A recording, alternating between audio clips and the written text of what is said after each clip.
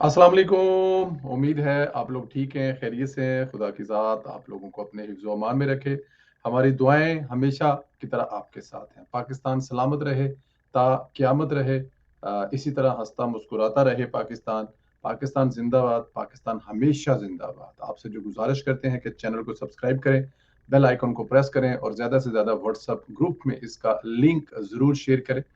और अपनी राय का इज़हार भी ज़रूर किया करें। आपको जो भी वीलॉग में या वीलॉग के अलावा ऐसी कोई चीज़ हो, जो आप हमें बताएँ और उसको अगले वीलॉग में शामिल करें, ये आपसे हमेशा गुज़ारिश करते हैं। एक इस वक़्त जो सबसे पाक और जो जंग है इसराइल की और ईरान की जंग है, इसमें जो सबसे ज़्यादा अभी डिस्कस होने वाली चीज़ है, जो सबसे बड़ा हथियार कहा जा रहा है, ईरान के पास या ईरान कर सकता है, वो है आबनाए हुर्मुज़। दुनिया की सबसे अहम और हिसास समुद्री गुज़रगाहों में से एक है। ये ख़लीज फ़ारस को बहरा ओमान से जोड़ती है। आलमी तवानाई के निज़ाम में इसका किरदार बहुत जो है वो अहम है। इसलिए अहम है कि ये ईरान और ओमान के दरमियान में है और इसकी जो चौड़ाई है ना, वो समंदर तो बहुत बड़ा-बड़ा होता है ना, इसकी चौड़ाई जो है वो सिर्फ़ और सिर्फ़ 33 किलोमीटर है और अगले आने वाले दौर में जंगें ख़त्म हों, दुनिया किसी और तरफ गुज़रे, तो यहाँ पर बाकायदा 33 किलोमीटर शायद कोई बड़ा पुल भी बनाया जा सकता हो कि लो इसको एक तरफ से दूसरी तरफ मतलब ओमान और ईरान के दरमियान में अगर ये पुल बने, तो इसका मतलब है कि यहाँ से आप ओमान और फिर ईरान और ईरान से आगे पूरी वस्ती जो रियासतें हैं और इधर से जो मिडल ईस्ट है, एक पुल के ज़रिए जोड़ा जा सकता है क्योंकि सिर्फ़ इसका जो फ़ासला है, वो है 33 किलोमीटर। गहराई बाज़ मुकामात पर 60 से 80 मीटर के दरमियान में। अच्छा, इसकी जो अहमियत है, वो आलमी तेल की तरसील का बड़ा ही अहम तरीन जो है वो एक रास्ता है। ये रोज़ाना तकरीबन जो बड़े टैंकर है ना 60, 70, 80 बड़े ऑयल टैंकर जिसमें आप कह सकते हैं कि इतना ज़्यादा तेल होता है कि वो दुनिया की 20 से 25, 30% ज़रूरत पूरी करता है। तो वो अंदाज़ा करें वो जो 70-80 टैंकर गुज़र रहे होते हैं उसमें कितना तेल होता है और उसकी जो ये अहमियत है इस लिहाज से बड़ी अहम है। ये दुनिया की कुल तेल की तरसील का 20 से 25% कुछ 30% भी बताते हैं कि 30% जो है इससे गुज़रता है तेल जो गुजरते ये जो बड़े टैंकर हैं जो लेके गुजरते हैं, ये बड़ी अहमियत की हामिल है और तेल जो है ये तकरीबन 17 से 21 मिलियन बैरल खाम तेल आबनाए हरमुज़ से हर रोज गुजरता है और ये मकदार दुनिया की कुल तरसील का एक बहुत बड़ा हिस्सा बनता है। जैसा कि मैं आपको बता रहा हूँ कि ये 25-30% जो है ये हिस्सा बनता है। ये अच्छा, इसमें अब मैं आपको एंड पे बताऊंगा कि ईरान अगर ऐसा करता है तो उसके मसाइल क्या होंगे। इसमें देखना यह है कि कौन से ऐसे ममालिक हैं जिनका तेल जिनको ये तेल जाता है, किन ममालिक को ये तेल जाता है, ये ममालिक अपना तेल अपनाए हम से गुजारते हैं। इसमें Saudi Arab, Iran, Kuwait, Bahrain, UAE, Qatar जिसकी ज्यादातर जो है वो एलएनजी। अब ये देखें कि सबसे बड़ा जो सबसे ज्यादा तेल गुजरता है ये गुजरता है जनाब अपना आपका सऊदी अरब का, फिर ईरान का अपना, इराक का तेल यहाँ से गुजरता है, कुवैत का तेल यहाँ से गुजरता है, बहरीन का भी गुजरता है और मुत्तहदा अरब अमारात का। और जो गैस है, जो गैस एलएनजी यहाँ से गुजरती है वो दुनिया की तकरीबन कोई 20, 18, 15% जो है वो यहाँ से गुजरती है, जो जाकर दुनिया के मुख्तलिफ ममालिक को डिलीवर होती है और फिर उससे सिलसिला रोजगार चल रहा होता है। ये मैं इसलिए आपको बता रहा हूँ कि आपको अंदाजा हो कि ये कितनी अहम जगह है। अच्छा, जिन ममालिक को ये तेल या ये गैस जाती है उनमें सबसे अहम मुल्क जो है वो है आपका चीन। चीन की 49% जो ऑयल है, जो तेल है, देखें दुनिया का बड़ा तरीन मुल्क है आबादी के लिहाज, रकबे के लिहाज से, तो उसका 49% तेल इस गुजरगाह से जाता है क्योंकि ईरान से बहुत ज्यादा तेल जो है अब वो चाइना को जाता है। आप पिछले दिनों आपको याद है कल जो प्रेस कॉन्फ्रेंस कर रहे थे मार्को रूबियो वजीर खारजा अमेरिका, तो वो कह रहा था कि इस पे ईरान अपना असरअंदाज कर सकता है। जब उनसे ये सवाल हुआ कि अगर तेल की ये गुजरगाह को ईरान बंद कर देगा तो फिर आप लोग क्या, उन्होंने कहा जी फिर इसके बारे में जो है वो चाइना ज्यादा अच्छे तरीके से एंगेज होगा ईरान के साथ, तो वहां पे वो बात करेंगे। तो इसलिए वो कह रहे थे क्योंकि ईरान का जो सॉरी चाइना का तेल है 49% यहाँ से गुजरता है। भारत के तेल की एक बहुत बड़ी मिकदार यहाँ से गुजरती है। जाहिर है यही मुल्क हैं तेल देने वाले, जो सबसे बड़ा सऊदी अरब है, फिर इराक है और फिर ईरान है। जनूबी कोरिया और यूरोप के ममालिक का तेल भी यहाँ से गुजरता है। इसके अलावा सिंगापुर और दीगर एशियाई जो है मुल्क हैं वहां से इनका तेल जाता है और कुछ हद तक सऊदी अरब, जो कि अब बहुत कम हो गया, जो भी तेल यहीं से गुजर के जाता है क्योंकि सऊदी अरब ने जो काम डालना था वो इराक पता है आपको कितना तेल निकाल के ले गए हैं और क्या उनका तरीकाकार है, क्या उन्होंने कोई पाइप वाइप डाल ली है, वो एक अलग स्टोरी है, वो फिर किसी करेंगे। अच्छा, अब ये जंग और कशीदगी की सूरत में अगर आबनाए हर्म्स जो है वो बंद हो जाए तो आलमी मंडी में तेल की कीमतें आसमान को छू सकती हैं। ईरान कई बार इसकी धमकी दे चुका है, अगर इस पर हमला हुआ तो आबनाए हर्म्स को बंद कर देंगे और तेल महंगा किया को दुनिया को पता लग जाएगा। ईरान ये क्यों करना चाहता है? ईरान ये मैसेज देना चाहता है दुनिया को,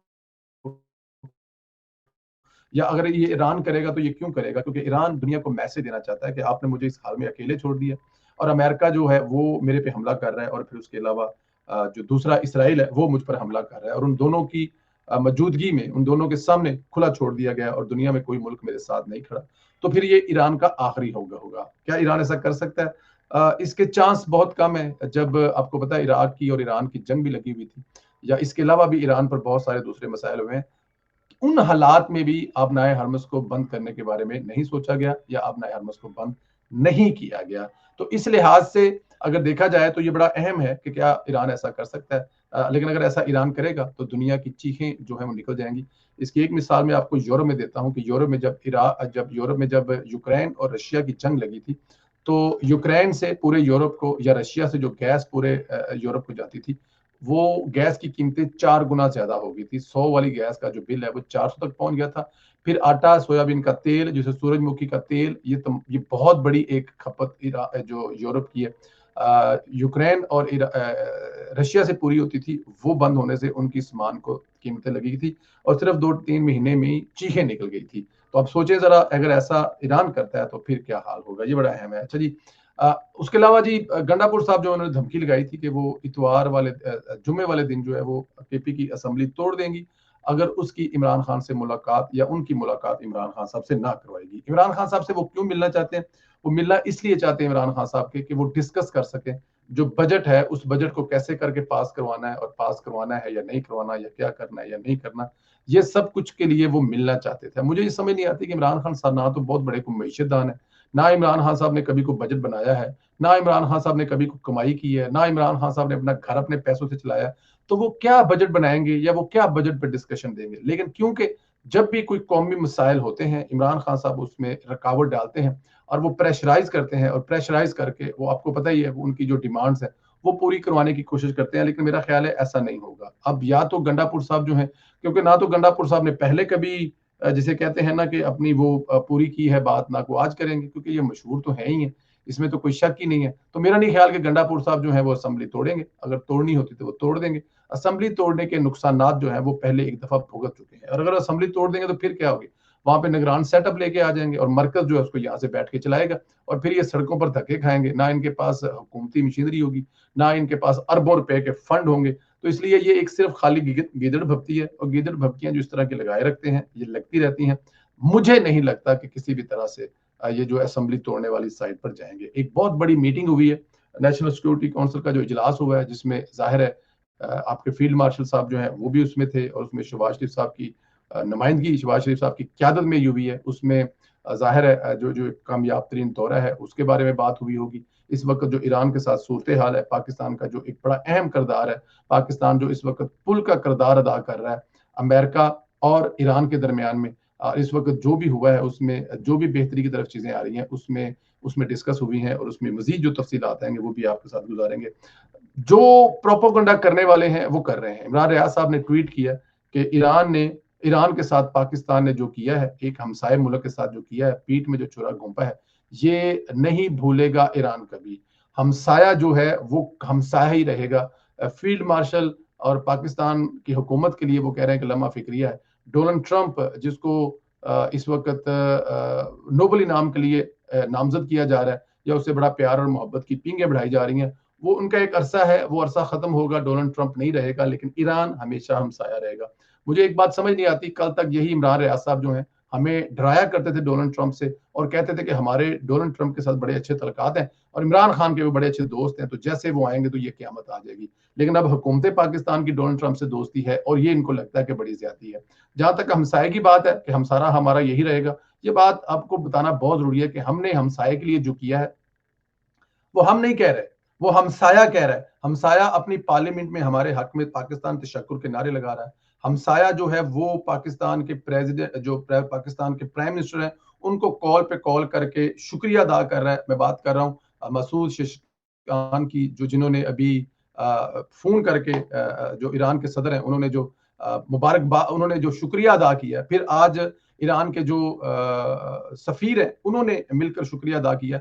तो हमसाया जो है वो हमारा शुक्रिया पे शुक्रिया अदा कर रहा है, क्योंकि पीछे जो डिप्लोमेसी चल रही है, पीछे जो पाकिस्तान किरदार अदा कर रहा है, वो हमसाये को पता है, इन यूट्यूबरों को नहीं पता। या जिन लोगों को बड़ी तकलीफ है, जिनको पाकिस्तान से ज्यादा ईरान की तकलीफ है, जो चाहते हैं कि पाकिस्तान सुबह अपने F-16 निकाले, J-10 निकाले और हमला कर दे अमेरिका पर ईरान की तरफ से। पाकिस्तान ने हमला ही किया हुआ है। पाकिस्तान जो कर रहा है, इसलिए ईरान इस वक्त ईरान के साथ, ये ईरान से बेहतर कोई नहीं जानता। अल्लाह पाक आप लोगों को अपने हिफ्ज़ अमान रखे। हमारी दुआएं आपके साथ हैं। खुश रहें, आबाद रहें। थोड़ा सा वी लोग लेट हुआ है, एडजस्ट कर लीजिएगा, और ज्यादा से ज्यादा व्हाट्सएप ग्रुपों में शेयर करें, लिंक भी करें इसका शेयर, और अपनी राय का इजहार करना भी मत भूलें। बहुत शुक्रिया। खुदा हाफिज।